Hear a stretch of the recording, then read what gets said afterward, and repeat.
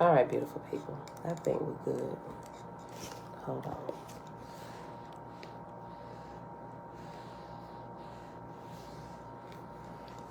Okay. We're good. I gotta hold up with my book. All right, y'all. Happy Monday. It is May the 30th, 2022. Day 121 of year 4 of reading through the books of the law and the prophets. Another 4-year consecutive day count. Day 1139. Today we're going to pick up where we left off in Oahspe on page 143 with chapter 11. And then if we get some time today, we'll get on over here to the meditation book. All right, hold on.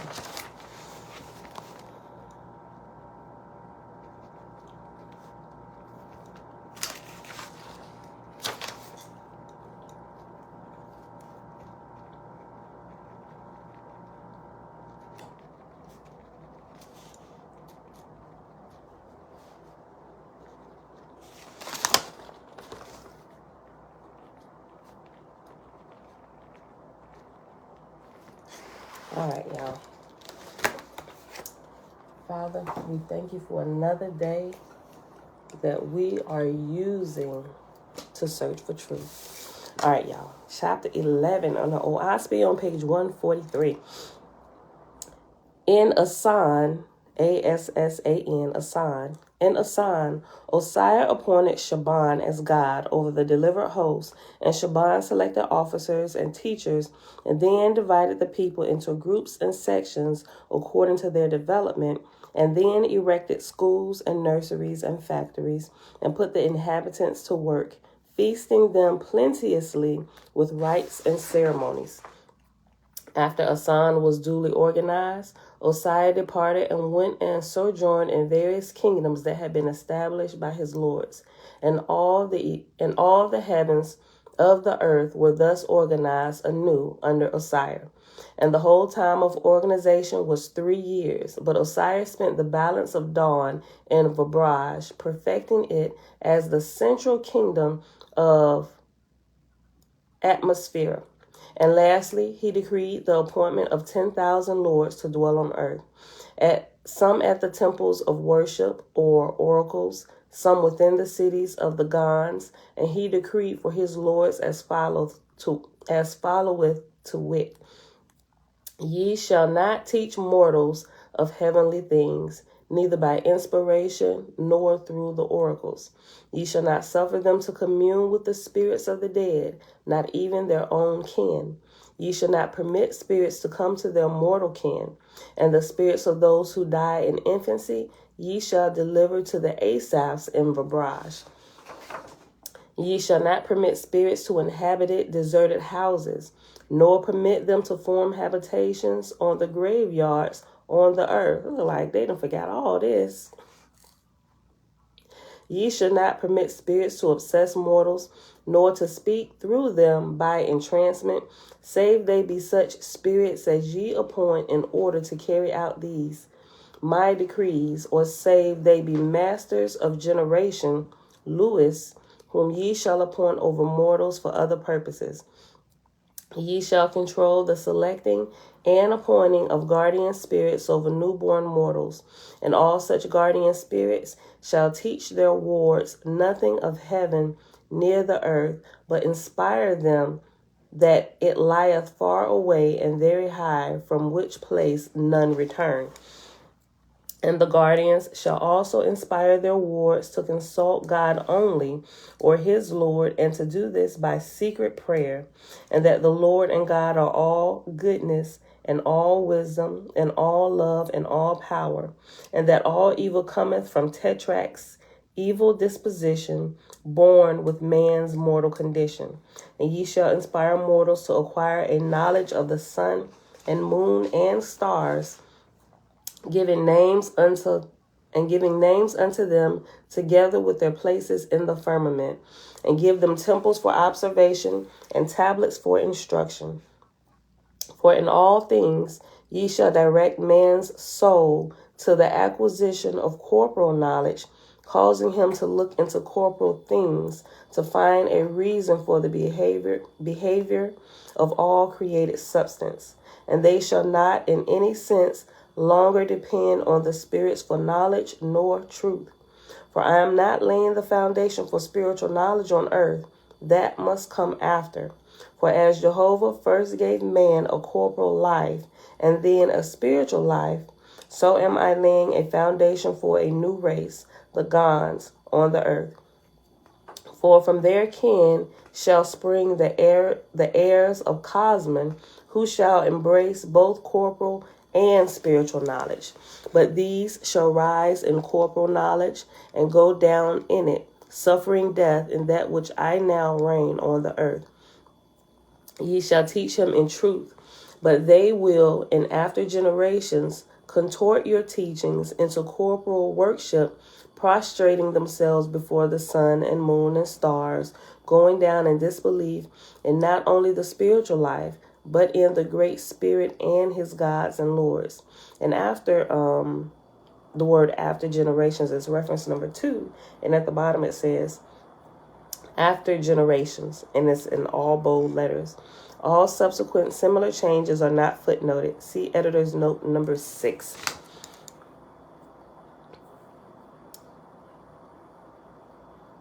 Levon, peace and blessings. I'm sorry, y'all, I can't see the chat up here because I'm using my iPad to do YouTube. I left my laptop at the office by mistake, didn't even realize it.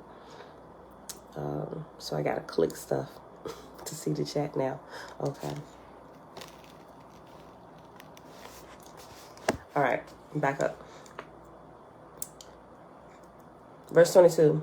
All these things must come to pass on the corporal world, nor is there any resurrection in the latter days, save these of this day. All right, let me start over. All these things must come to pass on the corporal world, nor is there any resurrection in the latter days, save these of this day go through the fall which I am preparing for them. For which reason ye shall found corporal knowledge in the stars and name them, for these things will be testimony in Cosman of the fate of the worshippers of corporal knowledge in the time of the Osiris cycle, wherein ye shall leave nothing undone that can be done to make mortals put aside all spirituality, save to believe in the great spirit and the distant heaven, but make them pursue knowledge wholly corporal.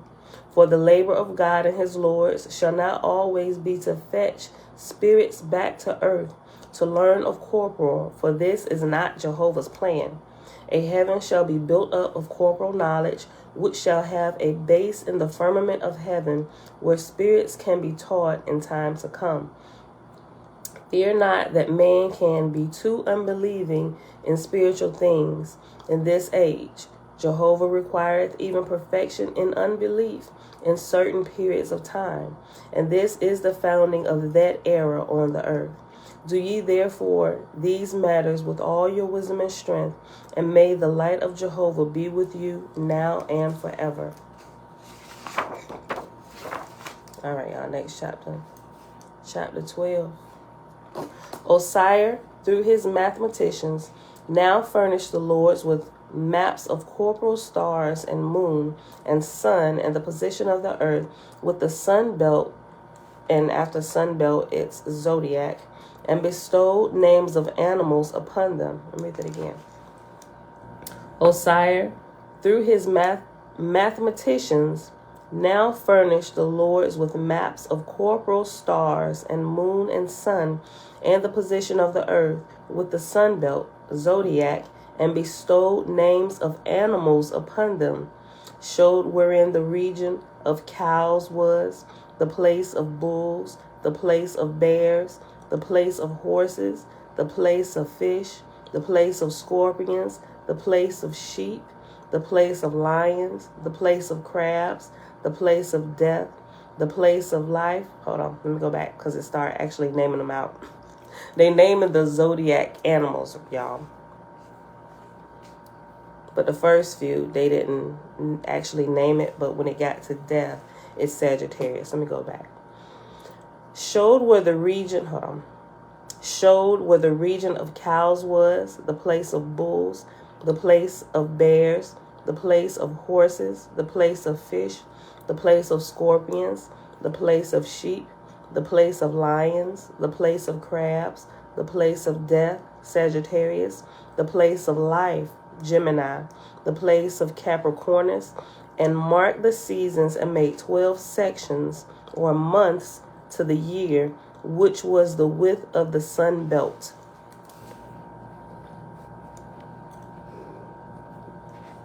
And then it has reference letter C after sun belt. And that says, C on page 146, the terms cows and horses or mares and bulls in the Vedic scriptures do not refer to the animals themselves, but to groups of stars, with a reference to their power on the male and female, or rather positive and negative forces. Osiris was sent to the earth to advance corporal knowledge by emphasizing it at the expense of spiritual knowledge. Osiris will stand to the end of time as the god of natural philosophy. Apollo's mission was first to develop a well-made physical body among the gods. This had to precede Osiris. The names of many of the stars and most of the signs of the zodiac are today as they were given by this god, Osiris, more than 10,000 years ago. It can also be seen that Osiris' strategy to emphasize growth in corporal knowledge led him to prohibit any spirit communication at all, restricting all discourse between spirits and mortals.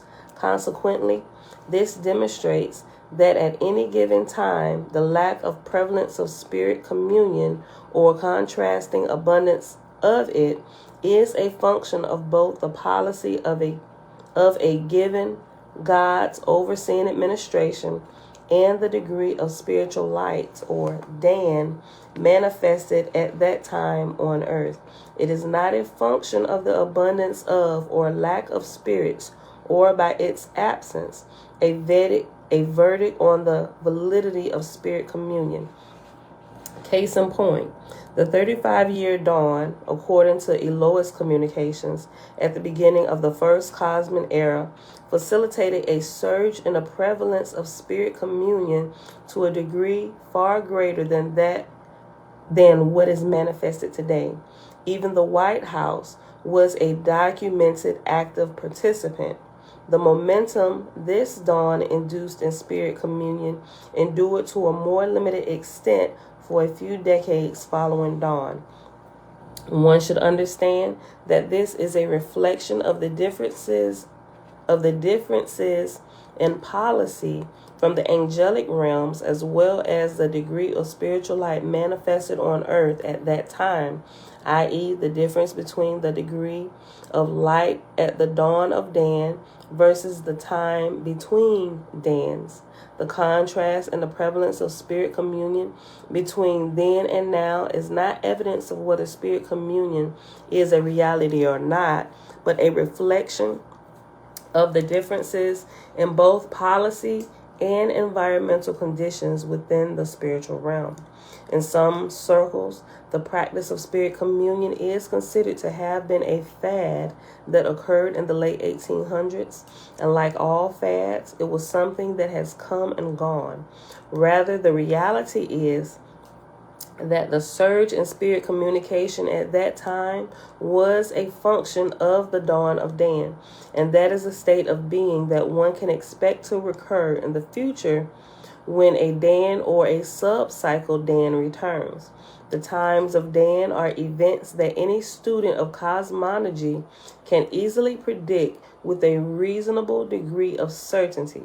But Dan or not, spirit communion still goes on as it always has, though by necessity with less fanfare and public spectacle than what had occurred during the dawn of Dan. And that's the end of that reference letter C, and that's 1882 Elohist edition. All right, so go back here on page 144 in chapter 12. at verse 2. Okay, let me just read verse 1 over again. Okay. Osiris, through his mathematicians, now furnished the lords with maps of corporal stars and moon and sun and the position of the earth with the sun belt or zodiac, and bestowed names of animals upon them, showed where the region of cows was, the place of bulls, the place of bears, the place of horses, the place of fish, the place of scorpions, the place of sheep, the place of lions, the place of crabs, the place of death, Sagittarius, the place of life, Gemini, the place of Capricornus, and marked the seasons and made 12 sections, months to the year, which was the width of the sun belt. And he placed the sun in the midst and made lines thence to the stars with explanation of the powers of the seasons on all the living. And he gave the times of Jehovah, the 400 years of the ancients, and the half times of Dan, the base of prophecy, the variations of 33 years, the times of 11, and the 7.5 times of the vortices of the stars, so that the seasons might be foretold and famines averted on the earth. When the tablets were completed and ready to deliver to the lords, Osiris said, "Take these and bestow them on mortals, both through the oracles and by inspiration, making them sacred with the prophets and seers and priests and their kings and queens. And ye shall inspire them to build temples of observation, to study the stars, teaching by the Gao and by the travel of the sun, north and south, and by the Sinest, North Star." Sinest is called the North Star. It's Cnest. And by Sinest, North Star, and by dark chambers, that they may prove the fitches of Hak, Haak, which is the reference letter D, that they may prove the fitches of Hak, for nothing shall be left undone or untaught, whereby man's corporal senses shall not prove adequate to a perfect corporal life. Now, we got to get this going again, because let's go to reference letter D after fitches of Hak. On page 146, reference letter D says, fitches of Hak, and I spell it. Fitches is Fichtus of OF, and Hak, Haak. Fitches of Hak refers to 24,000 year periods, as will be seen in another place, when great changes take place on the earth. It also refers to an average position of the North Star. And yet again, the same term applies to certain distances from the sun where planets have orbits. It is by this rule that astronomers to this day judge of the place where a planet is likely to be discovered. The ruined temples of India and Eastern Persia suggest that in the time of their building, the astronomers of those days knew nearly as much of the heavens as we do today. Some 5,000 years afterward, these things were taught in Egypt when the first pyramids were built. According to rules and prophecy, these astronomical desires came to man every 11,000 and 6 and 5,000 years. See Book of Cosmology and Prophecy for an elaboration of cosmological cycles. And we're actually going to get to that. We're not going to jump ahead right here, because we'll be reading it for a few days. But when we get to it, we'll see. If you want to read ahead, feel free. The Book of Cosmology and Prophecy. See the Book of Cosmology and Prophecy for an elaboration of cosmological cycles. 24,000 years equals 1 Gadol. See Gadol in the glossary. The average position of the red star refers to the variation in its position caused by variations in the master vortex of the solar system. 1882 lowest edition. But I will look up Gadol real quick, right? We're probably familiar with that word if we've done, I forgot. This book was holding up my phone for Facebook because normally I dock it on my iPad. So let me not move that. I mean my not my iPad, my laptop. Gadol.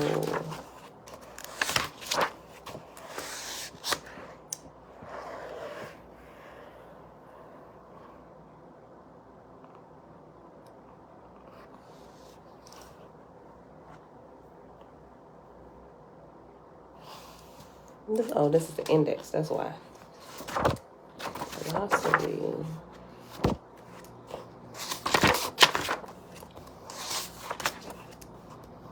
Gadol. Okay, Gadol, Gadol, a period of time extending over 2 eras. One Gadol would be about 24,000 years. See Book of Knowledge, chapter 4, verse 17. Note that plate 47, Savorcum fold-out, represents the pathway of a solar system as it traveled for 1 Gadol, beginning at the sinking of Pan until the dawn of Cosmon. A Gadol is a significant unit in that it represents 1 degree of vortexia. See Book of Cosmology, chapter 5, verse 20. The 1 degree loss that occurs with each Gadol seems to be related to changes in the planetary vortex. Over time, this change causes the Earth's rotation to slow down, making the day longer than it had been in ages past. This change also makes the planet colder. The book Cosmology implies that humanity can survive for a maximum of 8 Gadols, or the degree range in which humanity can subsist. Since hypothermia begins when body temperatures drops below 95 degrees and debilitating fevers are considered to start above 102 degrees, the degree range for the subsistence of humanity would therefore be between 94.5 and 102.5 degrees, which is a range of 8 degrees. The book of Siddhis, through the synopsis of 16 cycles, spanned 2 Gadols. The next Gadol is covered from the book of Af through the book of Es. The dawn of Cosmon marked the commencement of the following Gadol in this sequence, or rather the beginning of the next season. See season in glossary. The Cosmon season spans 3 Gadols, but shortly before the last Gadol is completed, humanity will be extinct. See plate current position of the solar system in this Cosmon season at the end of the glossary. Okay. Let's just look up season real quick since it said go look up season. Season, synonymous with 1 measure or 1 dispensation. A period of time covering 3 Gadols, 24 Danhas, or about 72,000 years. 2 seasons equal 1 age. Oahspe gives proper names to only 3 types of seasons: Hak, H-A'-K, Cephas, Seffas, and Cosmon. Humanity's habitation of Earth occurs during those 3 types of seasons. Book of Fragapati, chapter, I think that's 24, verse 43, confirms that Cosmon is the 3rd season, meaning we in the last season, right? Confirms that Book of Fragapati confirms that Cosmon is the 3rd season, forming the latter part of the Eoptian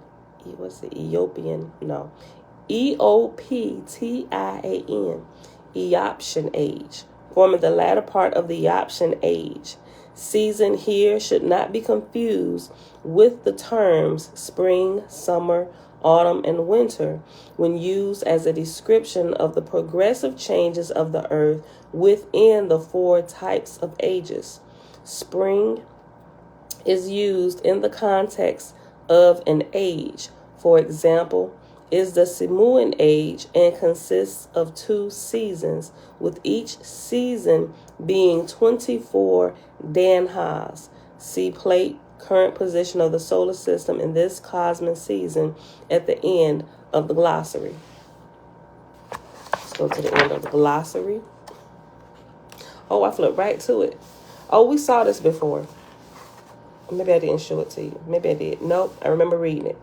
Yep, all of the 1 degrees and stuff. Okay, so if I move this, I'm going to have to be careful. So my phone don't slide down and cause Facebook to flip up to the ceiling. Okay, hold on. Okay, so it's on page 788. So if you got it, mark page 788. Let me show Facebook first. You probably can't even see it, but that's what the diagram looks like. I had to get a little closer to see exactly what it is. All right, YouTube. Dropping my stuff out of the book. Okay. All right, I gotta be careful because my setup is a little bit different. Okay. And we'll actually be getting into the book of Fragapati not tomorrow, in a couple days, because we're literally we're about to read the last chapter. No, hold on. Where was I at?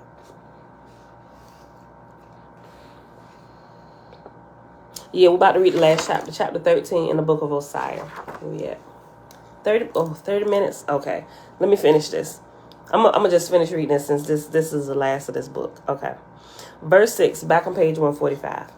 For this rule followeth on all corporal worlds, that with the culture of the corporal senses, man becometh vigorous, strong, and independent, and with the culture of the spiritual senses in corporeans, they become weak, sensitive, and dependent. In the first case, they ultimately become selfish and wicked. In the second case, they become impotent and unadapted to corporal life and thus become extinct. On all corporal worlds, Jehovah hath provided these 2 seasons for every race he created, a season for the development of the corporal senses and a season for the development of the spiritual senses. To find the mean between these is to find Cosmon, which lieth far in the future. In this day, therefore, I give the matter into your charge in the name of Jehovah, that you consider not the spiritual nature of the corporeans in any respect, leaving that matter to God and his sub-gods, who will receive them at the time of their mortal death. But ye shall teach them to fear no spirit, nor Lord, nor God, teaching them that by their own wills they can cast out the tetracts with which assume to be spirits. And the tetracts are the wicked spirits. But ye shall teach them to fear no spirit, nor Lord, nor God, teaching them that by their own wills they can cast out the tetracts, which assume to be spirits. Rather, inspire ye them to be gods and goddesses themselves, and by their aspirations they will become large and powerful and of fearless disposition. All right, last chapter in the book of Oahspe, chapter 13.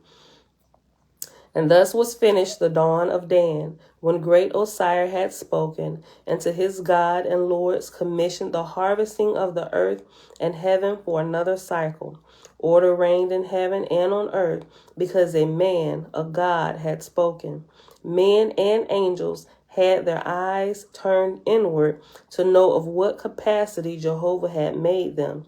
And the earth and the moon and the sun and stars were shown in a new light to these sense of men, not to be shunned and despised, but glories given by the Great Spirit for useful purposes.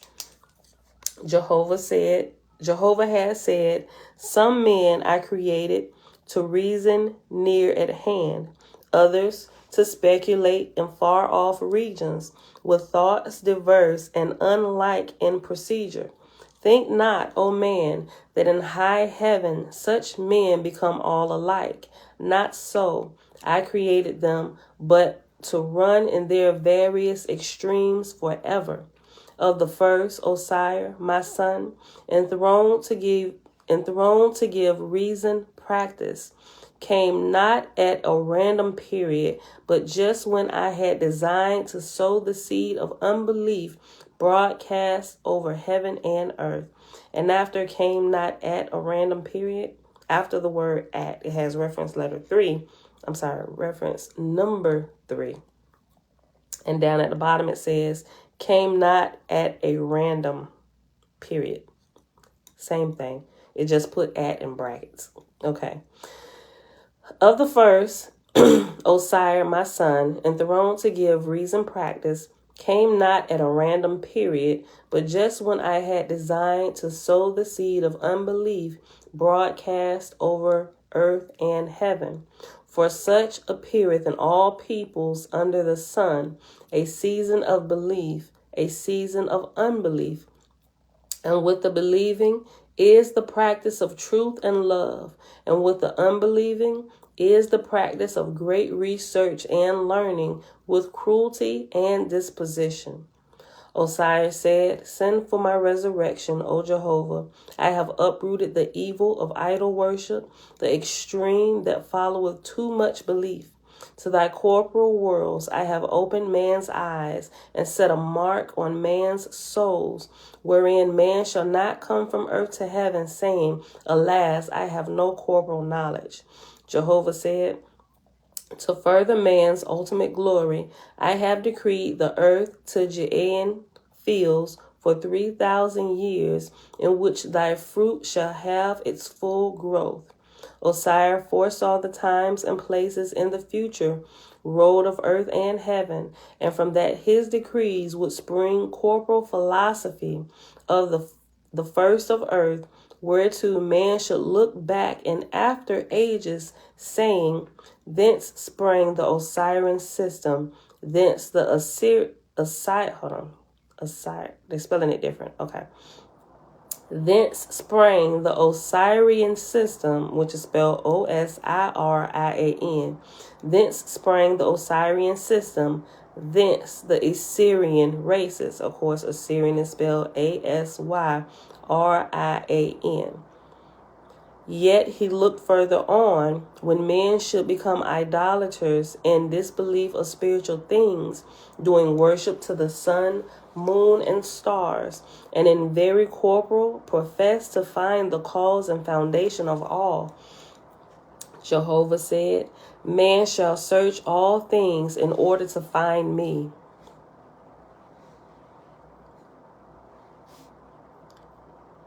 Jehovah said, man shall search all things in order to find me, but I gave this labor not to one generation of men, nor to those of 100 or 1,000 years, but to cycles. For when I come in Cosmon to found my kingdom on earth, man shall have the testimony of all speculations and philosophies before him, together with the fruits thereof, and he shall judge that which is good by the evidence of past practices. Ain't that what we doing? Ain't that what we doing? Ain't that what we doing? We said, let's get everything. Put everything on the table. We need to look at it. Everything. Oh, my G. Listen. This is beautiful. Listen. Verse 8, page 145. Jehovah said, man shall search all things in order to find me. But I gave this labor not to one generation of men, nor to those of 100 or 1,000 years, but to cycles. For when I come in Cosmon to found my kingdom on earth, man shall have the testimony of all speculations and philosophies before him, together with the fruits thereof, and he shall judge that which is good by the evidence of past practices. High in the ark of seeing rose Osiris' call, where millions waited, knowing the dawn of Dan on the red star was near its end. Swift messengers told the story of Jehovah's work through his son Osiris, and measuring the width of his harvest, laid the scheme at the feet of the reigning goddess Entwa. And she gave the word, go to her legions in waiting, who had moored an Oahspe afloat, a fire ship, ready to proceed for the host redeemed by great Osiris. See, we're still noticing that it's always goddesses who are coming to redeem the souls, right? That when they throw the ceremony, it's the goddesses that come crown the brides and the bridegrooms, and they leave with her, right? This is beautiful. The ones who are ready to, it's the graduating class. Remember, brides and bridegrooms, male and female spirits who are ready, who completed this level. It's graduation time. They get to roll with the goddess when she comes after graduation.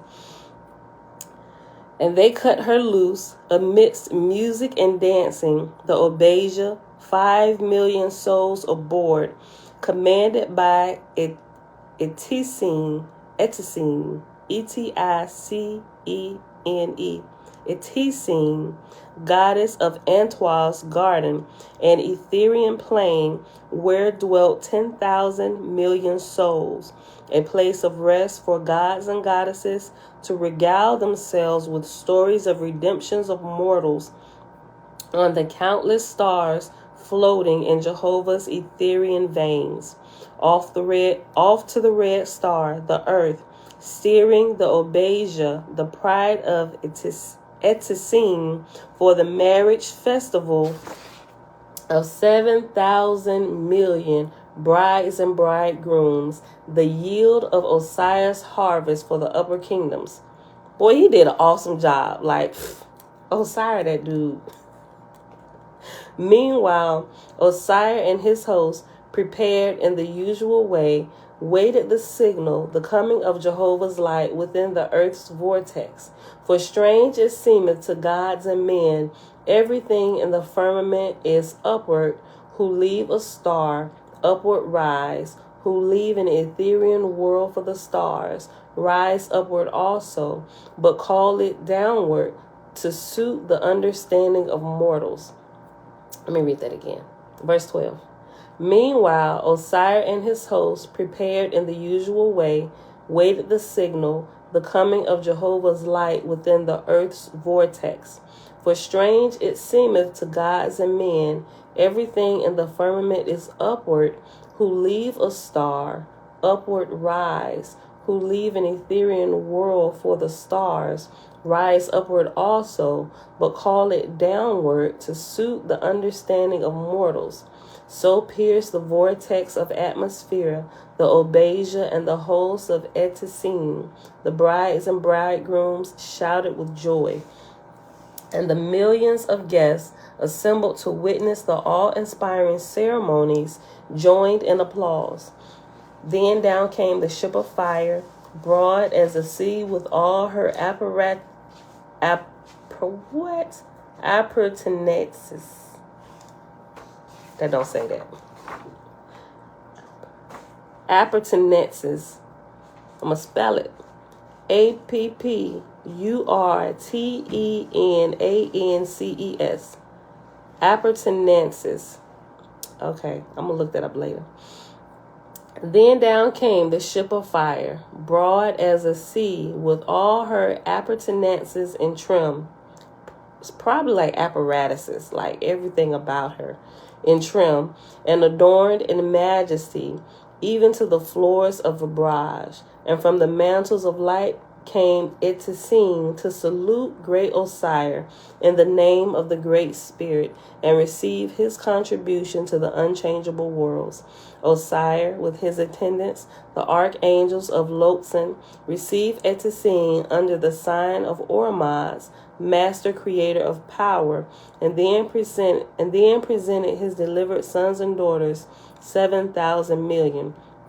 Whereupon due ceremonies were proclaimed, and the brides and bridegrooms of Jehovah entered the Oahspe. Osiris saluted God, who was ordained to be ruler of heaven and earth for the next 200 years, and with sorrow in his soul departed, going into the Oahspe, the fire ship for a higher heaven, where awaited millions of loves calling him to come home. Then upward rose the mighty ship, commanded by the slender Eticene, the young goddess of Antoine's garden, her little hands stretched upward to Jehovah, her mighty faith, commander of the elements. And that, my beautiful people, is the end of the book of Osiris. Alicia, hey girl, hey. Hold on, y'all. Okay. Y'all, I ain't got my laptop, so I ain't see none of y'all come in. I mean, I saw little things pop up. It's just like the little chat box. It appears and disappears. It's different from my laptop. Hold on. It disappeared. Hold on. Who here? Well, who said something?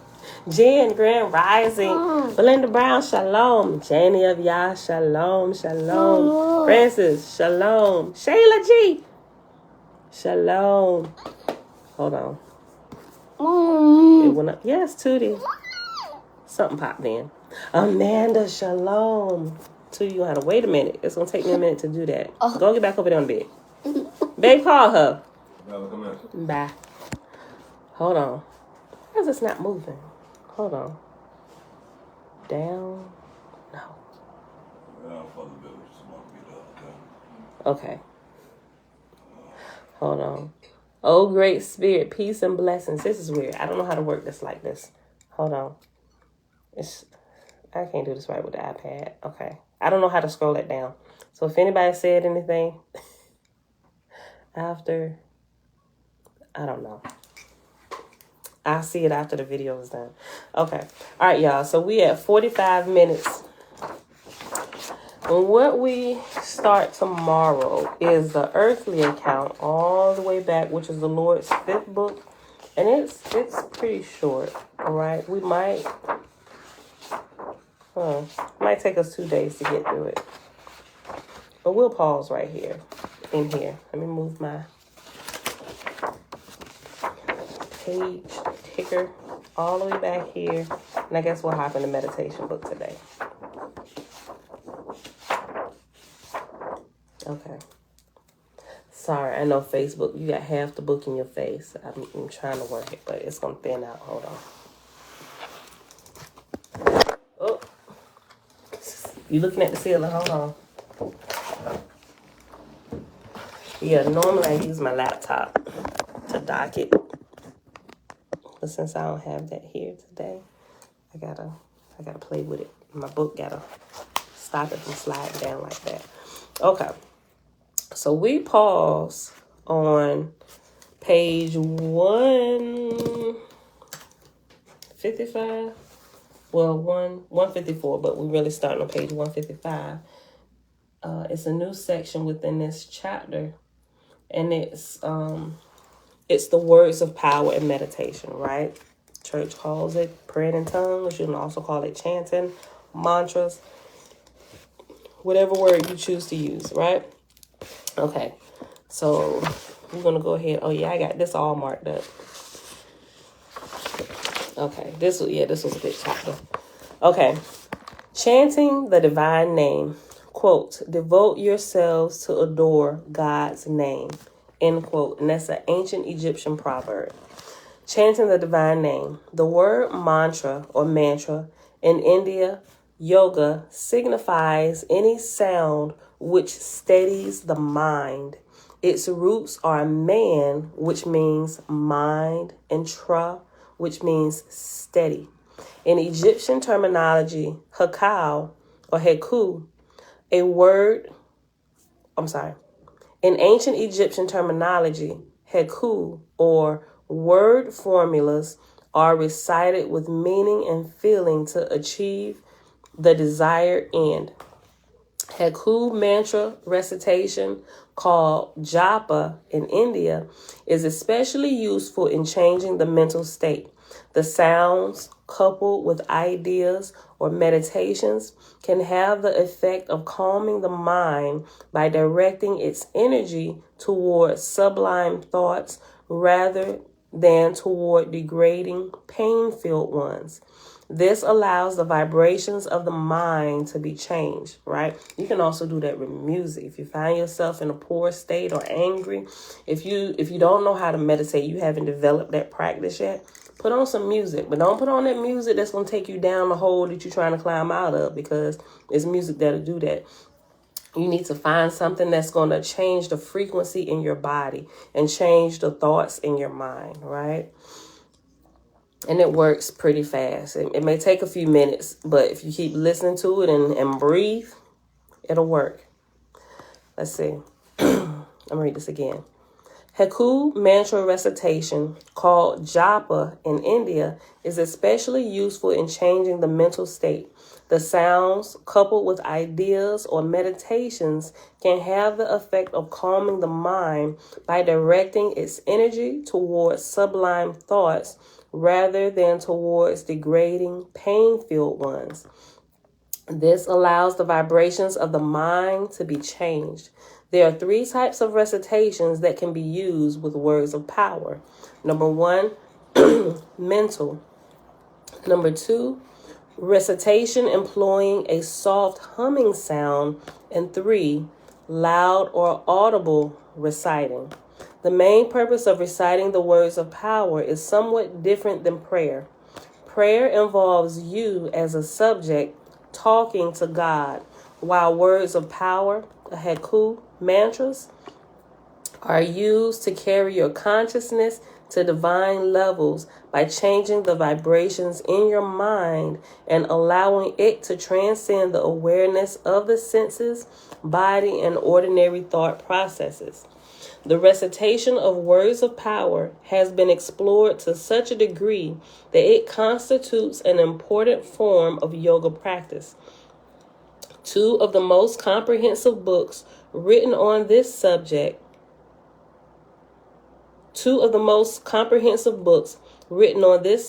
by Sri Swami Sivananda were Japa Yoga and Sadhana. And you can actually get both of them from Amazon. Mom, shalom, shalom. I know because when I read ahead in this chapter and as I was going through this and while I was going through all my meditation and practicing different stuff, I ordered them. I got them both. One of them is pretty thick too. Swami Sivananda told his pupils to repeat their mantras as many as 50,000 times per day, which will equal, depending on how fast or how slow you're reciting, that's about, it could be 6 to 8 hours. It really could be, right?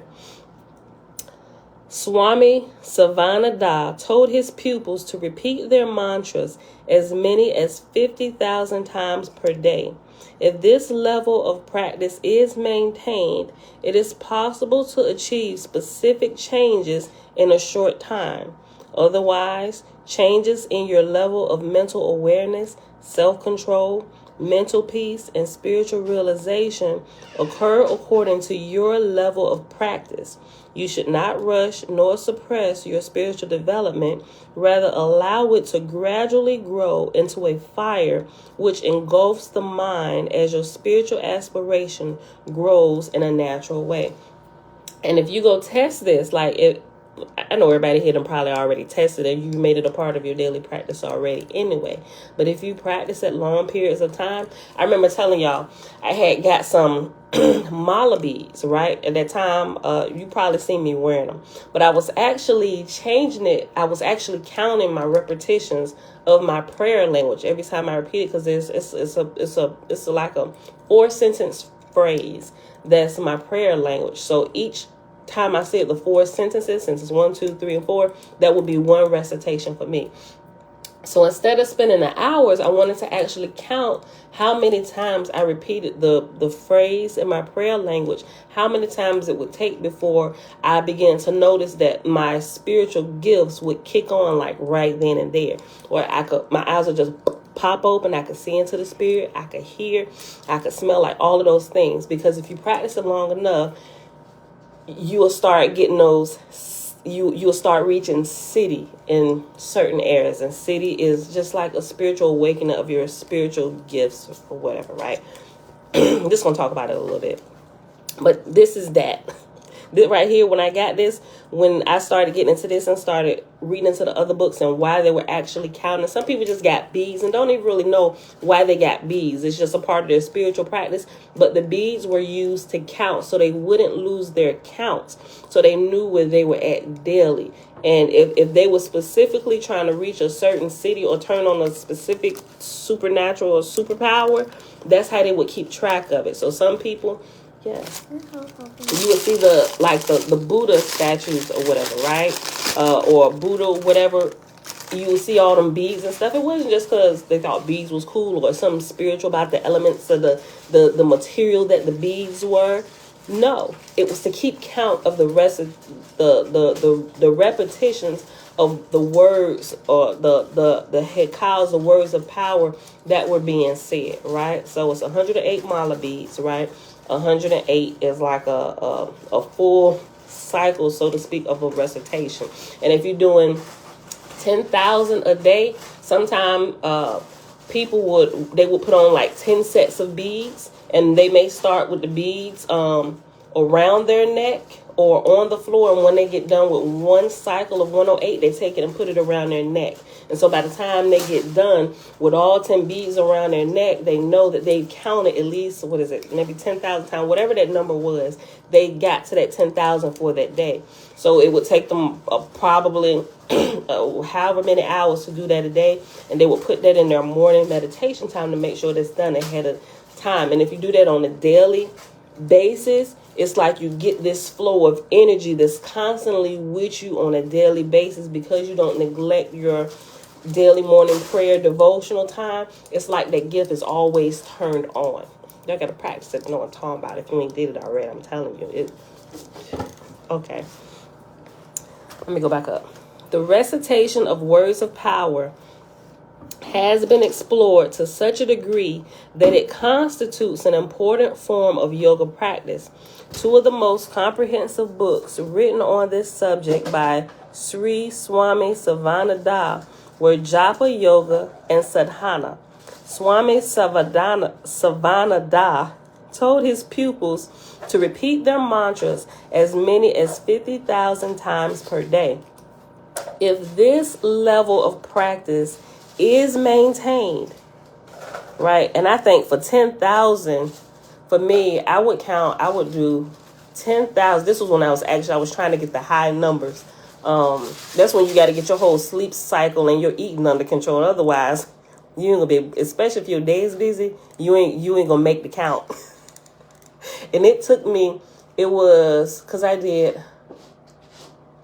doing like 5,000. I was like growing in increments. I was doing like 5,000 times, and that took me like 2 hours, right? But I had to beat the sun before any of my kids or my husband got up or whatever, I wouldn't make the count, or I would have to just do it while I'm moving throughout the day. But it's different because you're scattered and you're doing stuff while you're trying to quietly do your meditation. It works so much better if you can carve out that time and be devoted to that time. Like, you'll see the difference a whole lot faster than if you're trying to do it moving around. Not that you shouldn't do it. You should be in a state of meditation at all times, like 24/7, where you're moving, but you're always inwardly, like praying, always, like Paul would say or whatever.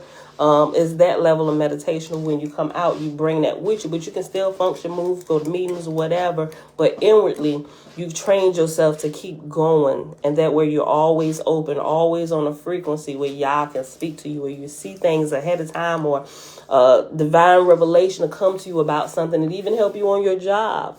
Look at this. Go back and check your work over here. Like, literally, it began to explode in all areas of your life, not just spiritually, but it will seep into your job or whatever, and you can become like the go-to person. You always seem to have the answers, bruh. It comes out of my meditation, my morning ritual, right? That's what my big toe was all about, right? Taking you through his process of what began to happen to him, right? And he was what was he? I was about to say engineer. Y'all remember? Okay, let me go back. I'm gonna stop cutting this off. Two of the most comprehensive books written on this subject by Sri Swami Savananda were Japa Yoga and Sadhana. Swami Savananda told his pupils to repeat their mantras as many as 50,000 times per day.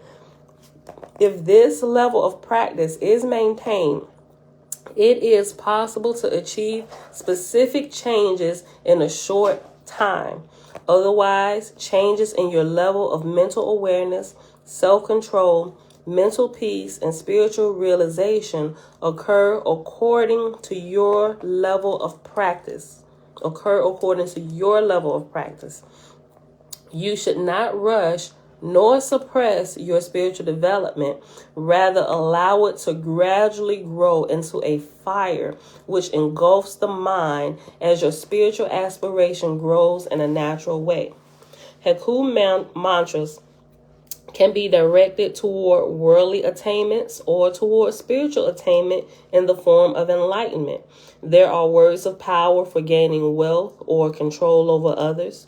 We will present Egyptian, Indian, and Christian words of power, which are directed to self-control and mental peace, leading to spiritual realizations of the higher self. And if you haven't seen already, Damon Brand actually has like 3 books with nothing but words of power. Damon Brand is called Words of Power. Then the other one is More Words of Power. And I think the third one is something even more words of power, something like that. But also Bal Kadmon, I mentioned him before as well, but he also has some with words of power with the names of the creator, or well, you call them names of the creator or different attributes of the creator, right? So if they're, and he used, and matter of fact, both of Bal Kadmon and Damon Brand, they actually use the Hebrew pronunciations of these particular terms. So say if you wanted more wisdom, right, there's a hekau or a mantra or a word of power for wisdom, right? Or if you just wanted to say the creator's name, right, there is power in just saying that, using that as your mantra. Like if you don't have a prayer tongue, you can just repeat the name of the creator, right? The one you like best, that has like the highest form of light vibration in it or whatever, and repeat that. And I'm telling you, it will do wonders. Like I've tested a lot of different ones, and it seems to, I don't know, maybe just because I'm on the path of light and I just spend a lot of time, it leads me to the same place where more light and more wisdom is poured out, or whatever it is I'm searching for, it just unfolds, right? So y'all, don't just take my word for it. Go see if these things I'm telling you be true, right? Listen. Hekau mantras can be directed toward worldly attainments or toward spiritual attainment in the form of enlightenment. There are words of power for gaining wealth or control over others. I don't recommend you use those, the control over others, but they're there too, right? It's not the magic which is evil in itself. It's the person who's using the tools, right? Just like a fork, you can use it to eat, or you can use it to stab somebody in the neck, right? The fork isn't bad. It's the person who's using a fork that determines the output that you get from this particular tool that is being used. There are words of power for gaining wealth or control over others. We will present Egyptian, Indian, and Christian words of power, which are directed to self-control and mental peace, leading to spiritual realization of the higher self. You may choose from the list according to your level of understanding and practice. If you were initiated into a particular hekau or mantra by an authentic spiritual preceptor, we recommend that you use that one as your main meditative sound formula. So if you have one, like you have your own personal prayer language where you got it in your personal prayer time where it was downloaded to you from the Spirit of Yah, whether you want to say the Holy Spirit, or you was in church, you got hands laid on you, or you just chose one. If you have a personal one that is like already a part of you, use that one, right? You can test other ones, but I'm telling you, the one that you saw that was like supernaturally downloaded to you, that is very specific to your vessel. Use that one. If you were initiated into a particular hekau or mantra by an authentic spiritual preceptor, right, a teacher, preacher, whoever, whatever you call them, a yogi master, whatever, right? We recommend that you use that one as your main meditative sound formula. You may use others for singing according to your inclination in your leisure or idle time. Also, you may use shortened versions for chanting or singing when not engaged in formal practice. For example, if you choose Om Amun Ra Pata, you may also use Om Amun, right? So it could be a long one or you could shorten it. Reciting words of power is like making a well. W-E-L-L, like you get water out of a well. Reciting words of power is like making a well. If the well is made deep enough, it yields water. If the words of power are used long enough and with consistency, they yield spiritual vibrations which reach deep into the unconscious mind to cut through the distracting thoughts and then reveal the deeper you. Read that again. Reciting words of power is like making a well. If a well is made deep enough, it yields water. If the words of power are used long enough and with consistency, they yield spiritual vibrations which reach deep into the unconscious mind to cut through the distracting thoughts and then reveal the deeper you. If they are not used with consistency, they are like shallow puddles which get filled easily by rain, not having had a chance to go deeply enough to reveal what lies within. Don't forget that your movement in yoga should be balanced and integrated. Therefore, continue your practice of the other major disciplines we have described, along with your practice of reciting the Hekau mantras. Mental recitation is considered to be the most powerful. Like when you get it going and you're able to do it mentally without moving your mouth, you got to sometimes get it going with your mouth in order to break off and do it mentally where you can carry it throughout the day, right? Actually physically repeating it out of your mouth gets you going. It's like starting up a alarm or a push mode. Once you get it going and you did enough repetitions to get it going, it's going to just go, right? Mental recitation is considered to be the most powerful. However, in the beginning, you may need to start with recitation aloud until you are able to control the mind's wandering. If it wanders, simply return to the words of power, the Hekau mantras. Eventually, the words of power will develop their own staying power. You will even hear them when you are not consciously reciting. They will begin to replace the negative thought patterns of the mind and lead the mind towards serenity and from here to spiritual realization. When this occurs, you should allow yourself to feel the sweetness of reciting the divine names, right? And it will. If you do it long enough, it will keep going even while you sleep. Right? And it will wake you up still going. Like your physical body will wake up and you will hear your spirit still reciting. I can tell you that from personal experience. That's what happens. Once those power words develop their own staying power, it's just going to go on the inside of you. Unless you do something to stop it. Right? So you got to be careful. As discussed earlier, Hekau may be used to achieve control over the mind and to develop the latent forces that are within you.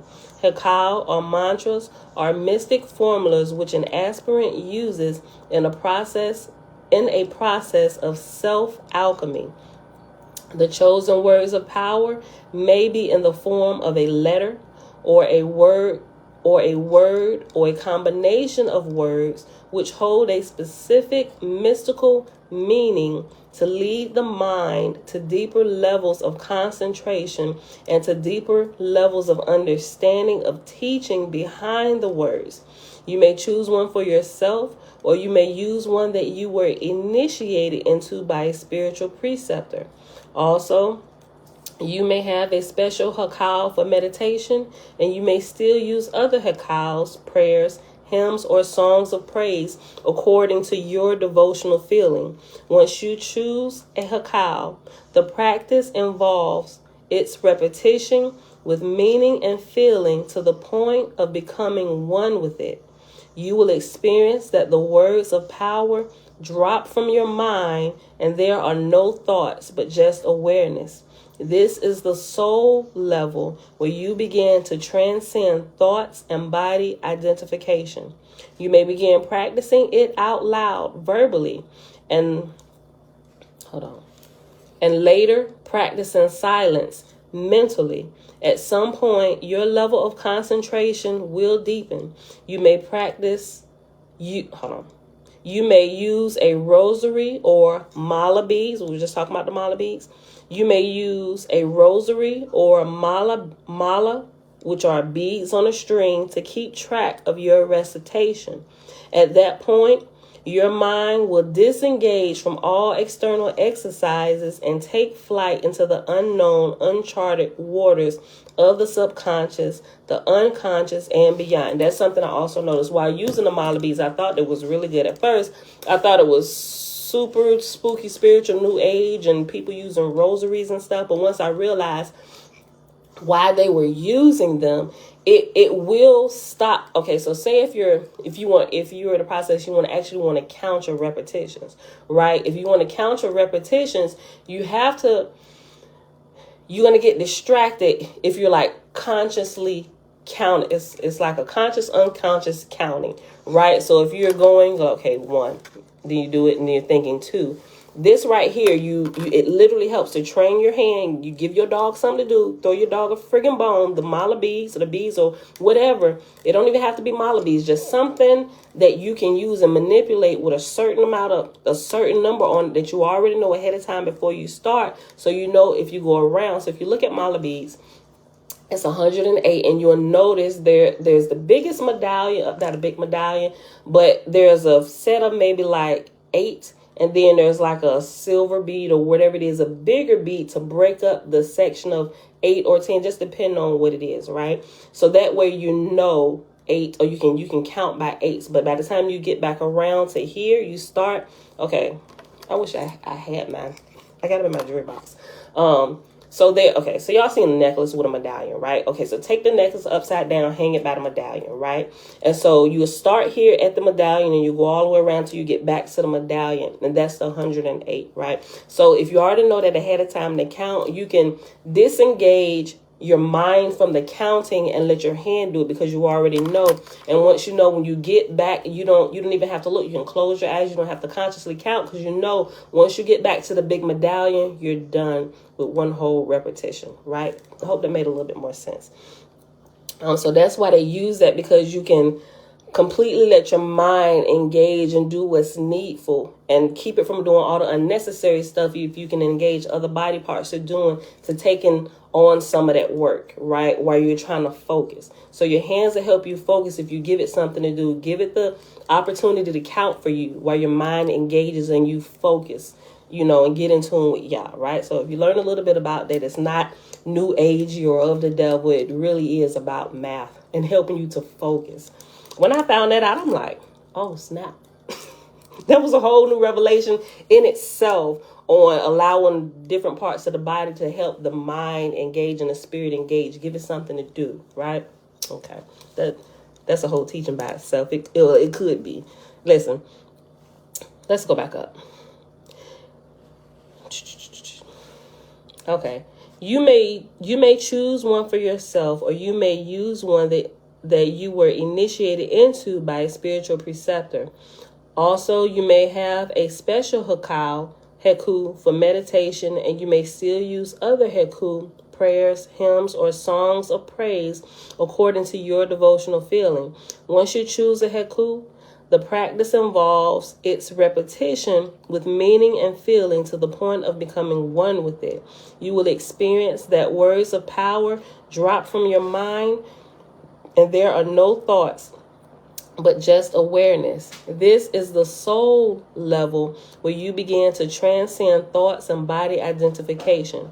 You may begin practicing it out loud or verbally, and later practice in silence, mentally. At some point, your level of concentration will deepen. You may use a rosary or a mala, beads on a string, to keep track of your recitation.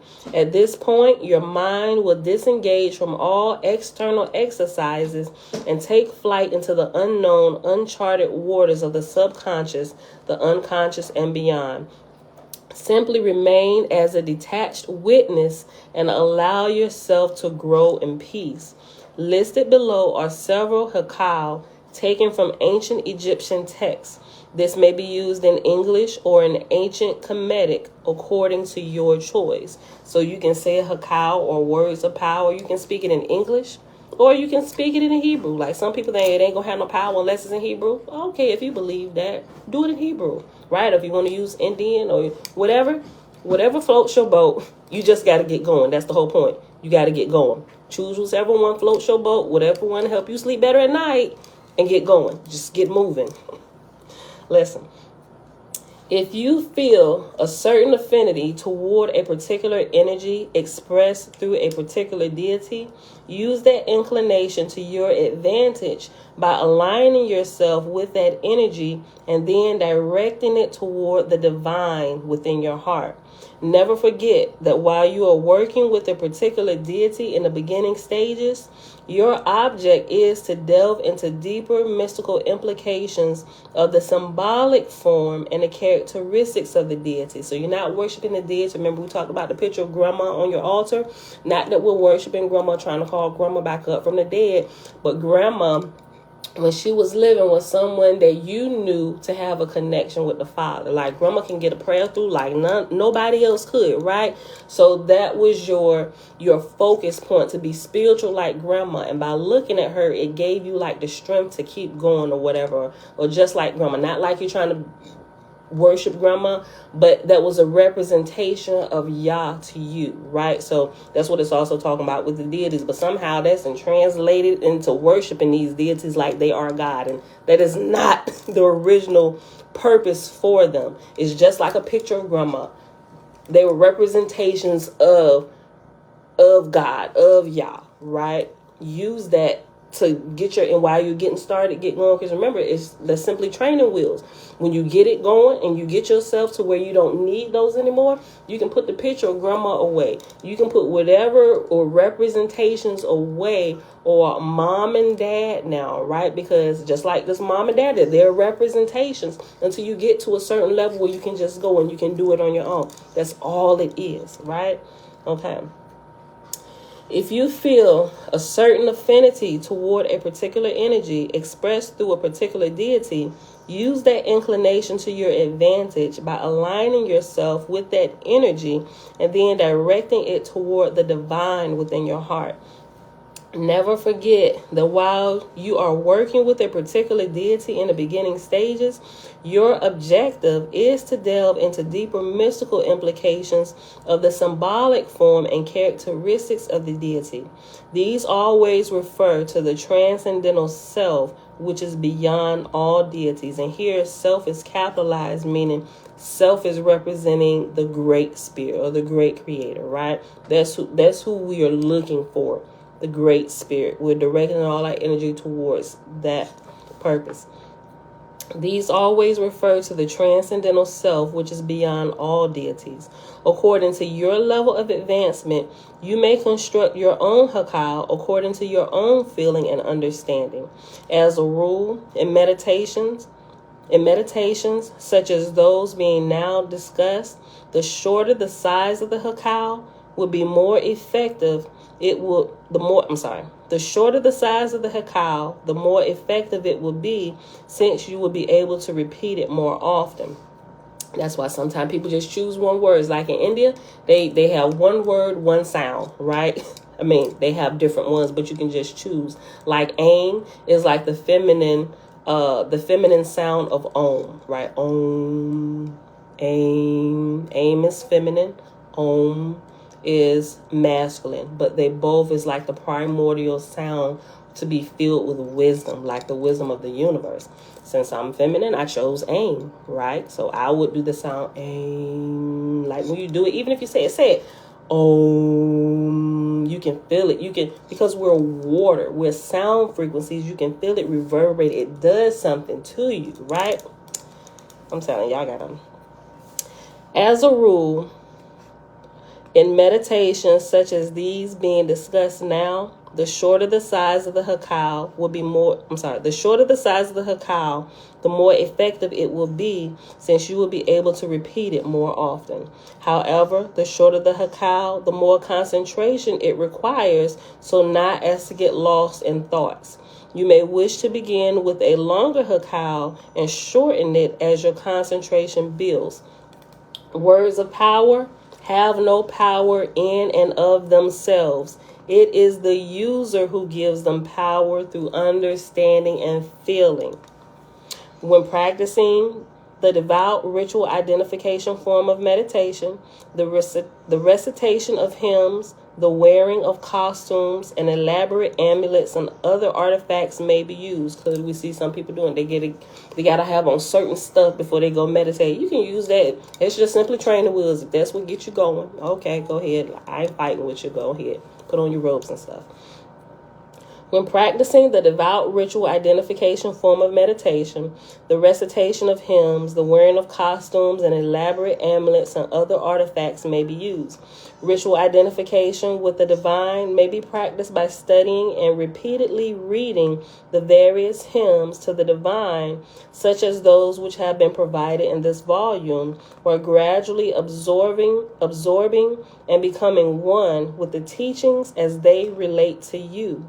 When a creation hymn is being studied, you should reflect upon it as your true self being the creator, as your true self being the hero, heroine, and that you, your true essence, are the one being spoken about in all the teachings. It is all about you. You are the creator. You are the sustainer of the universe. You are the only one who can achieve transcendence through enlightenment according to your own will. When you feel and think and act this way, you are using the highest form of worship and meditation toward the divine by constantly bringing the mind back to the idea that all is the self and that you essentially are the self. This form of practice is higher than any ritual or any other kind of offering. Here you are concentrating on the idea that your limited personality is only an expression of the divine. You are laying down your ego on the offering mat, all right? Because all of us, we call Jeremiah. I think it's one of the boys. Probably Isaiah trying to come over here. Okay. In Sadhana, the book, in Sadhana, Swami Sivananda gives the following outline for the frequency of possible recitations. We have included 2 types of words of power: short, containing 1 or 2 syllables; medium length, containing 2 or 3; and average, containing 6 to 8. They are presented as guidelines for practice of the Hekau mantra repetition practice. I'm going to give y'all a few of these and then we're going to pause. Okay. Oh, I should give y'all that. And now I'll take a picture of it too. Oh, where we at?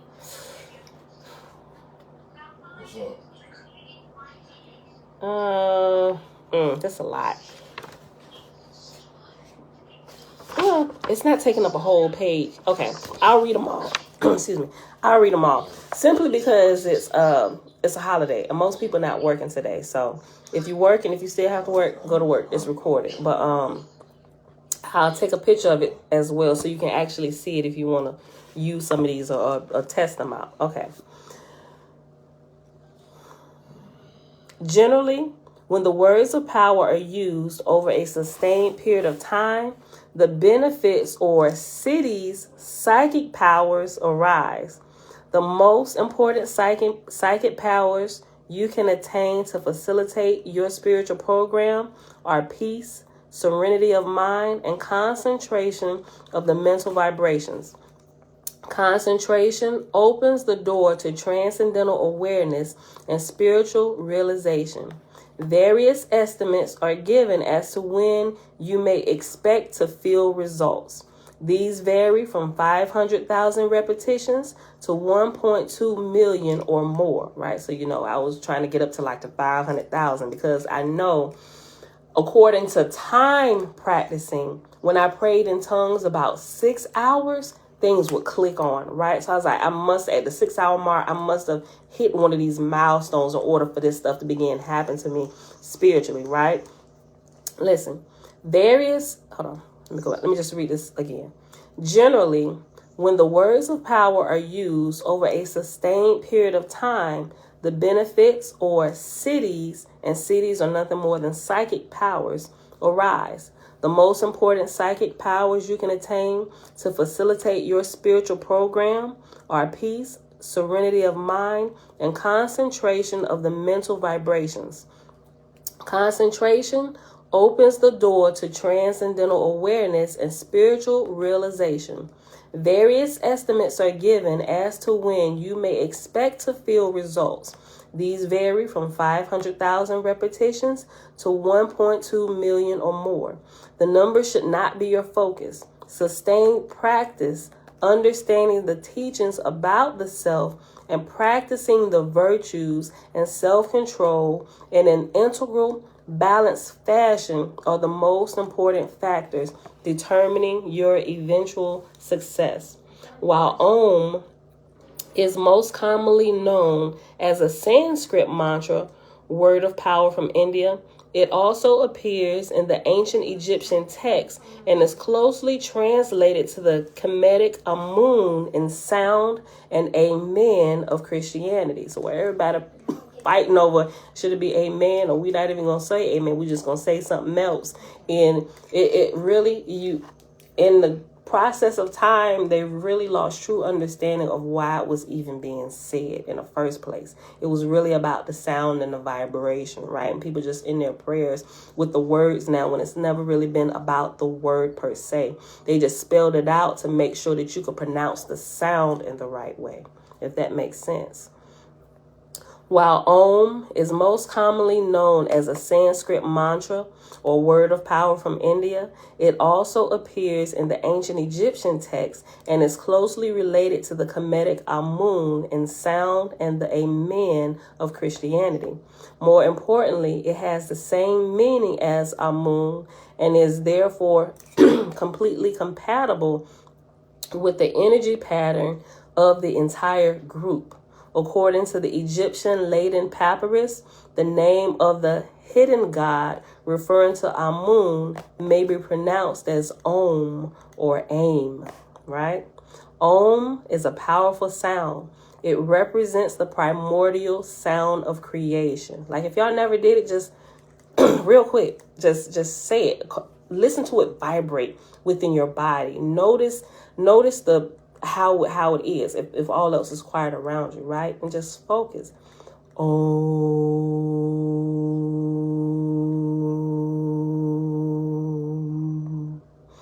my should have been a little bit longer. It should be. Matter of fact, and I'll share a good yogi. He has it's like a 7-minute video. It's like a couple of one of them is like 7 minutes and one is like 12. I forget his name. But anyway, I'll share it and he'll do it. He'll show you how to pronounce the tongue and your posture so you can get the full benefit of the sound flowing through you. Do you know, even if you practice that long enough, if you need healing in your body, you know, sound can heal your body. Like seriously. All right. So it should be,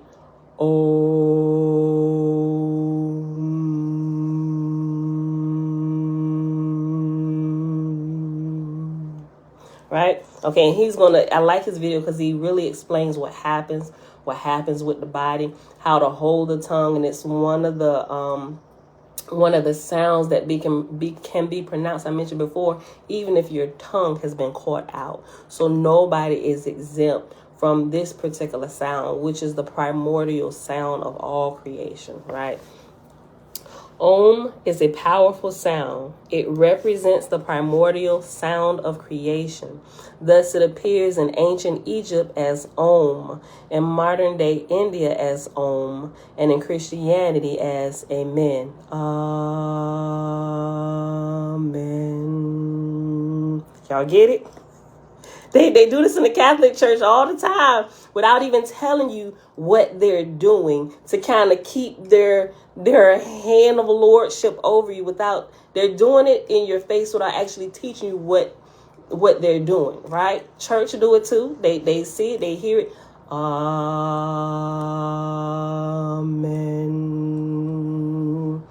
Om.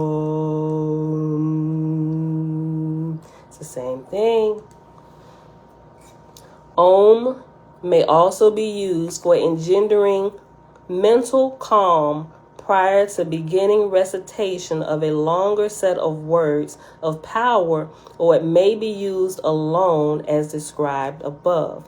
One Indian tantric scripture, Tava Prakash, states that Om or Om can be used to achieve the mental state free of physical identification and can bring union with Brahman, and Brahman is the absolute transcendental supreme being, which is simply another term for Yah or God, right? If it is repeated 300,000 times, I'm read it again. One Indian tantric scripture, Tattva Prakash, states that Om or Om can be used to achieve the mental state free of physical identification and can bring union with Brahman, the absolute transcendental supreme being, if it is repeated 300,000 times. Now let me tell y'all something. Okay. I mentioned this before, and when this happened to me, I mentioned it because I didn't know what had happened to me, right? So when I was going through that, I was doing the recitations, and I decided, and this is when I realized that meditation out in nature is a real thing, in the elements. Although I wasn't outside of my house, I was actually taking one of my longer baths, right? So I decided to take a bath, and while I was in the tub, just relaxing in the water, I decided, and not thinking, okay, let me see if I meditate inside of water, what'll happen. But let me tell you what happened. It freaked me out. It freaked me out because I didn't know what was happening. I didn't want my body to just completely disappear or drown in the bathtub, right? So let me tell you what happened. I called and told my sister about it. And I mentioned it to y'all without telling y'all exactly what was happening because I didn't really quite understand it, right? So I was in the tub, water, just regular water. Most of the time I put bubbles in or whatever, it don't matter. I was in the water, right? And I had my headphones on, and I was doing the aim, like Om, aim. I was doing the recitations of aim, right? And remember when I told y'all it was like when you hit that deep meditation, it's like there is no time. Time completely disappears. So it's like I would literally within a minute, I would get into that deep meditation. And then once I'm done with a cycle of meditation, my eyes will pop open. And it's 10 minutes later, I'm like, what in the world just happened? Where did I go? I was here mentally awake. I was doing the meditation. Then I went into that deep meditation. And it's like time just disappeared. And I was done. I was I literally just, because I had it on my headphones that's recorded. And I'm like, and I sat up in the tub. I'm like, wait, what just happened? I'm like, okay, am I tripping? I know I literally just stopped, but what I was realizing, I didn't realize it at that point until after some days. I'm looking okay, has this ever happened to anybody? And say you actually hit that deep meditation part, which we also learned about in My Big Toe. He said when you hit that, it's like time disappears, like time is non-existent. And it's like when you get out of the meditation, when it happened to him, he said it was 3 hours later, and he could not tell you where that time had went. I've been here for 3 hours, impossible, right? The room was empty. The students, but it was one student there talking to the teacher. Everybody was going home, but they didn't disturb him because they saw that he was in a deep meditation state, right? And it's that deep meditation state right there where a lot of things can really be healed and things worked out in your spirit, where spiritual growth happens. Like that, you can go there to get answers, like you are tapped in to the spirit of Yah, right? Listen. Okay, so when it started happening, and it happens. I hear people talking about they just be sitting outside in nature in the grass, but it happens also in water. I wouldn't necessarily recommend that you try anything with fire. That is not my experience. But sitting in water in the bathtub, right? Okay. So I was doing a meditation, and the recording of the meditation was 11 minutes long. For the first minute, I'm fully conscious aware, but then because I had already been practicing it, my spirit was just ready, and I just go into the meditation, and 10 minutes later, I'm done. I'm like, what? And I look at it, the thing is completely done playing, and the time is 10 minutes later. I'm like, what is happening? But also what happened, the whole point of me even telling y'all this, what I began to realize when I kept doing that, it felt like my legs were disappearing. And I didn't know that what, you know how your leg or your arm feels when it falls asleep, or your hand falls asleep, it wasn't that. It wasn't like it didn't fall asleep, because when it falls asleep, it's heavy, right? Like heavy, like, oh my gosh, let me, shake it or whatever, like, oh, you can't really move. No, it was complete opposite. It was completely like it wasn't there. I even reached down and touched it. I could feel it with my hand, but I didn't feel my hand when I touched and rubbed against my leg, and I lifted. I'm like, what is going on? It wasn't heavy. It was like it just wasn't there. Like it wasn't attached to my body. I was able to lift it because my brain moving, sent a signal down, lift your leg. The leg lifted, but I couldn't feel it like I can wiggle my toes, and I wiggled my toes. I could see myself wiggling my toes, but there was no weight there. It was completely weightless. Blew my friggin' mind and scared me. So I waited till the feeling came back, because I didn't want to step out. Although I could move it, I could touch it, but I couldn't feel it. It was like it wasn't there. I waited till all the feeling completely came back, because I had started freaking out. I didn't know what I just did or what I tapped into, but I had to stop because I didn't want to just disappear. Y'all, when I say I was freaking out, I freaked out. And the only person I could really talk to about it was my sister, because my husband probably would have thought I was nuts, right? This is probably the first time he's hearing about this, but me and Alicia was talking about this, like, girl, I don't know what I did, what I done tapped into. I was like, but something happens. But as I began to read a little bit more about meditation and how it's almost like meditation when you laying down and your spirit leaves your body, but your body's there and you can see. It was that process happening, it was like not even a slow process, but it was just happening, where it was like I was lifting out. I don't even know what to call it, but I'm still studying this, but it blows my mind what meditation does, and how you literally can disengage from the flesh while the flesh is still there living, but you can actually come out and just really become a scientist and explore, oh my gosh, what is this? We can do this. Guys, I ain't gonna say it's freaky crazy, but it's amazing, right? When you actually get to this level of meditation, what happens? And so I haven't gotten here, when my whole body is completely disengaged, but it's like I'm asleep or whatever, or I'm actually laying down on the bed. But you can actually, Mr. Monroe, they talk about it a little bit in his books and at his university when they was testing all this stuff. You can literally do this, and you can let's just call it astral projecting or whatever, right? And you can leave, and because they did this with some of the military, even in that CIA report at a portion when they started talking about this, they were able to project their spirits in places like, you sit right here, that's how they stole secrets from China and Russia and some of the other places, how some of y'all ideas that y'all be staying down in the hood or wherever, and next thing you know, it's on the movie screen. Who started the same thing that happened with the woman who had the Matrix? She won that whole lawsuit. How did you get this from this woman? How did it end up in Hollywood, right? They know how to do this, right? But they use it for nefarious purposes to extract stuff from us that we'll probably never have the resources to actually get out there and bless the world with, because we don't know, and they keep us ignorant. But this is one of the things that can happen. You can literally do this, and so they project themselves out, and they can go visit all over the world.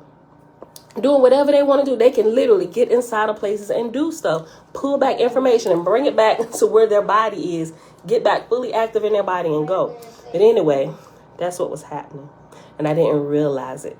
But I kept looking into it. I was like, I know I'm not tripping. I was like, something I don't know. What did I do? And it scared me for a little while. And I stopped. I was even scared to take another bath because I didn't know if it was just going to click in and go back there, because I didn't let it go all the way up. It's almost like when you feel that energy flow, or you waking up your chakras, or they call it the Kundalini energy, or whatever you want to call it, and it starts at your feet and it begins to rise up. You can feel the heat and coming all the way up. A lot of us don't let it go all the way, and I was super scared. And I showered for the next 2 months straight. I didn't take a bath because I was scared. I didn't know what was happening, but I was still looking into it, and now I understand what it is. I'm like, this is amazing, what we really are and what we were created to be. And if we could get our vehicles under control, people, our fleshly bodies, if we could get this under control, there'd be no limit to the spiritual growth we would constantly be experiencing, and literally the overnight change we could literally bring about in the world if we taught people the right way what we are, right? But there are those powers that be that don't want this happening, right? Because they lose control, kind of like what we're reading about in Oahspe. They lose control of their slaves when nobody has been made to be a slave or be under the rule of anybody. You may have teachers and parents up until a certain time just to make sure you're growing appropriately, and they put you off, right? But they got everything all chopped and screwed, and they all the false gods, they still want to rule and reign, right? When Yah has created all of us to be free and grow and to develop, right? Okay, let me go. Where we at? Oh, hold on. I'm going to finish reading this, y'all. Y'all got to go, but it's a holiday, so.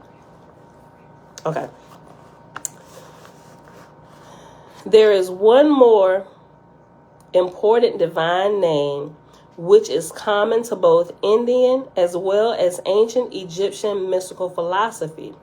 The Sanskrit mantra Hari Om. Hari, and I have an asterisk, Om. The Sanskrit mantra Hari Om is composed of Om preceded by the word Hari. In Hinduism, Hari means he who is tawny, Tawny. The definition of tawny is a light golden brown. This is a reference to the dark colored skin of Vishnu and Krishna.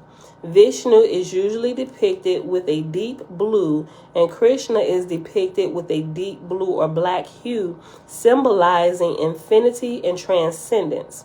Hari is one of Krishna's or Vishnu's many divine names. It also means hail, as in hail to the great one, Hail. Hail to the great one, or it may be used as the great one. In the ancient Egyptian magical texts used to promote spiritual development, words of power or Heka mantra, the word Hari also appears as one of the divine names. Thus, the Hekau mantra Hari Om was also known and used in ancient Egypt and constitutes a most powerful formula for mystical spiritual practice. The spelling may be Hari, Hari, or Hari, Hare. Simply choose a Hekau which you feel comfortable with and sit quietly to recite it continuously for a set amount of time. Allow it to gradually become part of your free time when you're not concentrating on anything specific or when you are being distracted by worldly thoughts. This will serve to counteract the worldly or subconscious vibrations that may emerge from your own unconscious mind. When you feel anger or negative qualities, recite the Hekau and visualize its energy and the deity associated with it, destroying the negativity within you. For example, you may choose Amun Ra Patah. When you repeat this haiku, you are automatically including the entire system of all gods and goddesses. Amun Ra Patah is known as I know how to say this word. Nebercher. That's not how you say it, but you're including the whole class of the netters, right? You have the netter and the netteru, right? The nebercher, the all-encompassing deity. You may begin uttering it aloud. When you become more advanced in controlling your mind, you may begin to use shorter words. For example, simply utter Amun, Amun, Amun, always striving to get the source of the sound, right? Amun.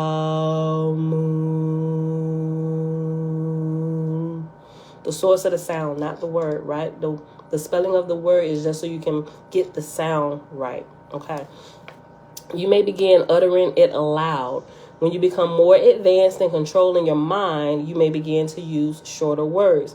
For example, simply utter Amun, Amun, Amun, always striving to get the source of the sound. Eventually, you will utter these silently, and this practice will carry your consciousness to the source of the sound itself, where the very mental instruction to utter is given. Hekau mantras are also related to the spiritual energy centers of the spiritual body, Uraeus Kundalini, or the lights that go up the spine, right? The chakras. Okay, so here finally we get to the actual mantras. Okay, the following ancient Egyptian selections come from the Book of Coming Forth by Day and other ancient Egyptian scriptures.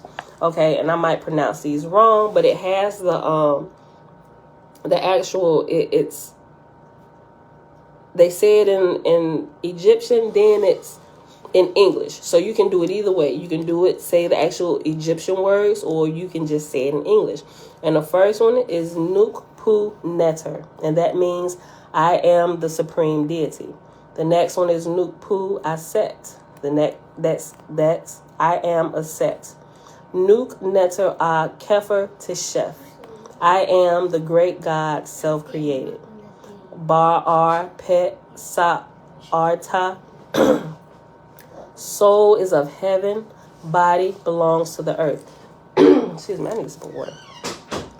Nuk Uwa Ku Uwa Kak Uwa Bak Uwa Sekim. My mind has pure thoughts, so my soul and life forces are pure. Nuk Aks U Nehe Ertai Nef Teta. Behold, I am the heir of eternity. Everlastingness has been given to me. Sekim Aemu Ma'au Set. I have gained power in the water as I conquered Set. And Set is greed, lust, and ignorance. In Christianity, Set is Satan, right? Rex Am Ab A Sekim Am Hati A. I know my heart. I have gained power over my heart. Un na uat neb am pet am ta. The power is within me to open all doors in heaven and earth. Nuk sa'im ba'af. I am a spirit with my soul. Ama su in pa neter sua kasu emet in pa neter a tuanu ma keti pa haru. Give thyself to God. Keep thyself daily for God, and let tomorrow be as today. Oh, that is beautiful. Give thyself to God. Keep thou thyself daily for God, and let tomorrow be as today. Hari Om, the divine self. Om.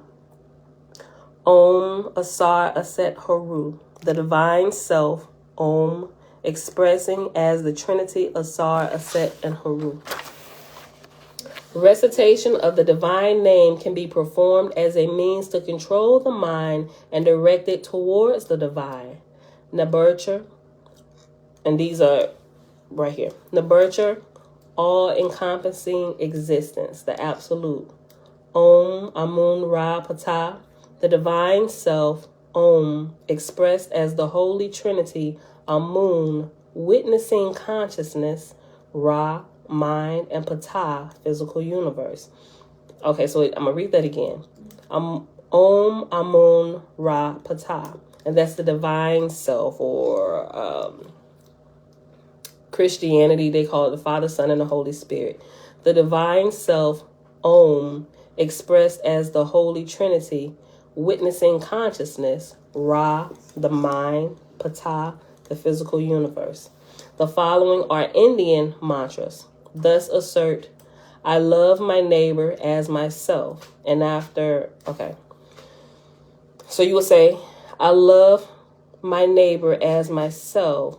And then that right there, that's like the shortened version of this longer version, right? So the longer version of I love my neighbor as myself is I am the embodiment of service. I care for all human beings and all living beings in the universe as I care for my very self. I care for all of nature as I care for my very own body. Assert within yourself, I am divine. And that means I am not this mind and body with their negative thoughts and desires. I am the self who is like a bird that is free to roam the vast expanse of the sky. I am not this perishable body that is a conglomeration of earthly elements that will someday return to the earth. I am the spirit which is subtle and free of all associations of the body.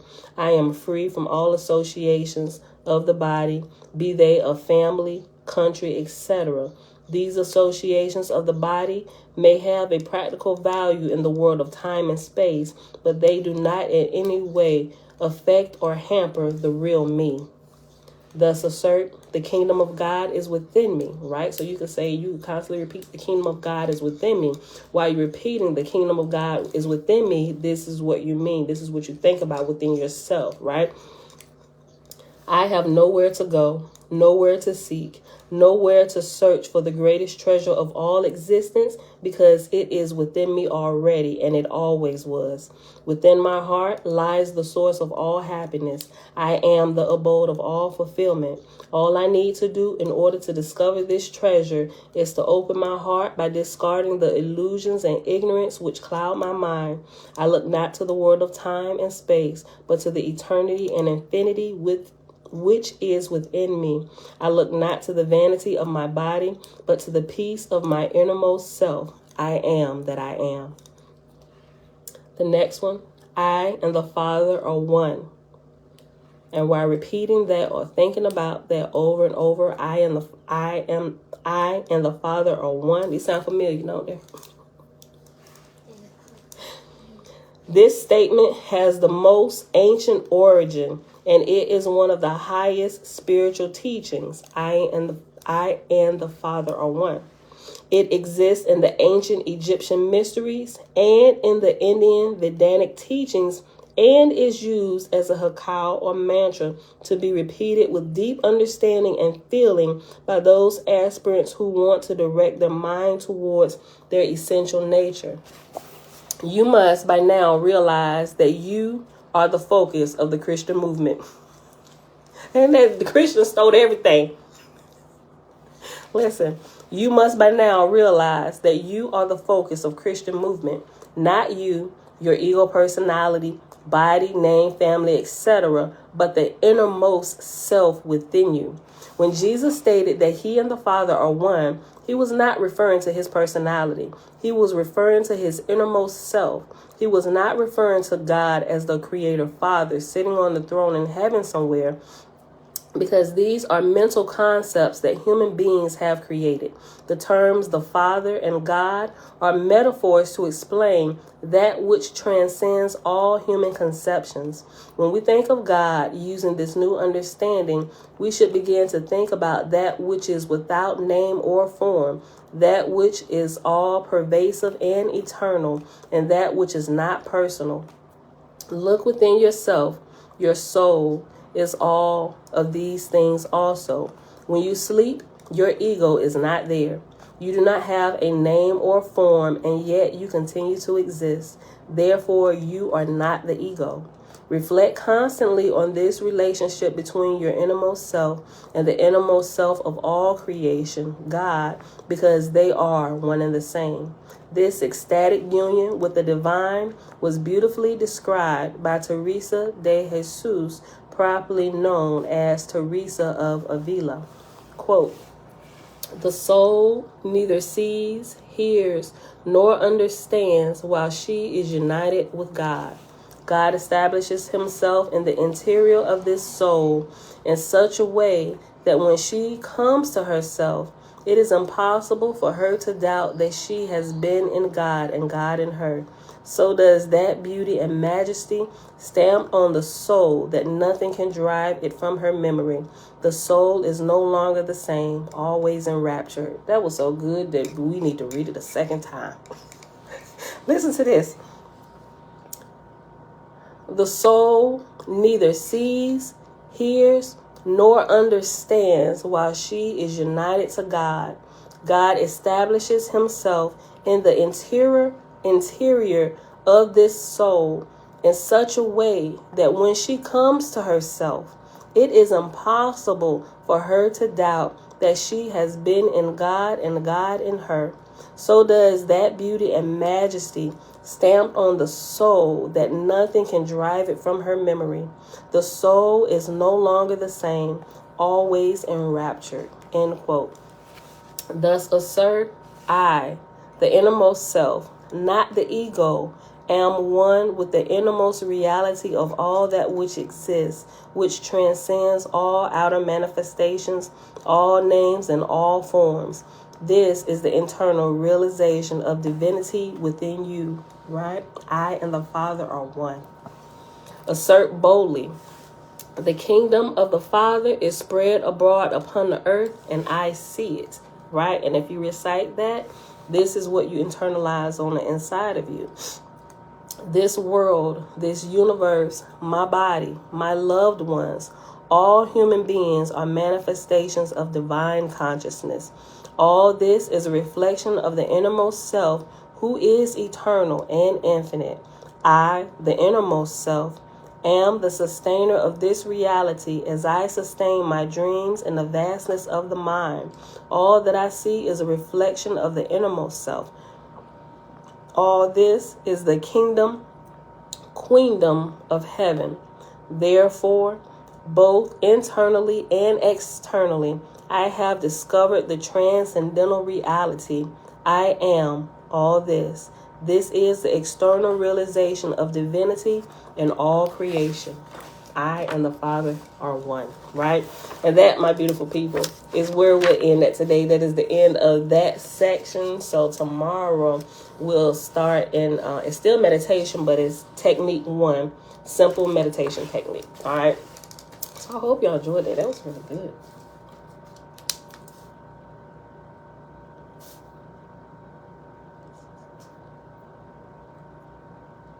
All right, beautiful people.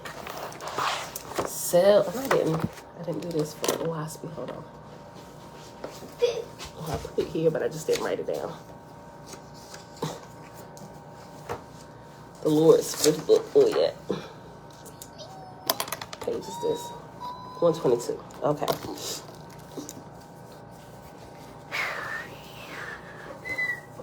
I'm cool. Up down. Mom, I can end the video. Mm-hmm. Yeah, you can end it. Hold on. 146. Okay. I had to get my page numbers right. Just in case people looking for the page numbers. Okay. Yeah, it's Monday. Happy Monday, everybody. It is May the 30th, 2022, day 121 of year 4, reading through the books of the Law and the Prophets. And of the 4-year consecutive day count, it is day 1139. We read Oahspe, pages 143 through 146, finishing up the book of Osiris. And then we read this next section in the meditation book, pages 155 through 161. I hope you all enjoyed it today. It was really, really good. It's pretty lengthy, but it's like a weekend day, right? Because it's a holiday. Most of y'all still hanging out, so y'all probably didn't have to go to work, or you listening while you working. But anyway, if you're working, don't get in trouble. I'm recorded. You can come back later and watch this when you're not on the man's time, right? Or the woman's time. All right, but with that being said, I love y'all. May y'all continue to bless you in your journey and your search for truth, and may you be able to apply it to your life. May you have the boldness and the peace to walk in the truth that you have learned. Mom. Adjust what needs to be adjusted. Separate truth from error. Mom. Get rid of the error. Mom, keep the truth, right? And walk in it. Mom, Lucia? I love y'all. Mom, Lucia's yes, here. she's here. Right there. There she go. He said, hey, girl, hey. All right, y'all. With that being said, I'll see y'all back here tomorrow morning, bright and early, 7:15 a.m. Eastern Standard Time. Peace. And I can't even see. Let me check these. I don't know if anybody said anything because I can't even see these comments on YouTube with this. Okay, I don't think nobody said nothing else. Oh, you're welcome, Jen. You got it, Auntie. She said, got it. Okay. Kimball Mac, peace. Okay. All right. This is weird. I don't like this. I like it on the laptop better because I can't even scroll. I think that might be it though. Okay. Levon, happy born day. Everybody wish Levon a happy born day. All right, y'all. That's it. We out here. Peace. Peace. Yeah, see, that's different. We don't know how to end that. Hold on. End Facebook first. We can figure this out. Okay.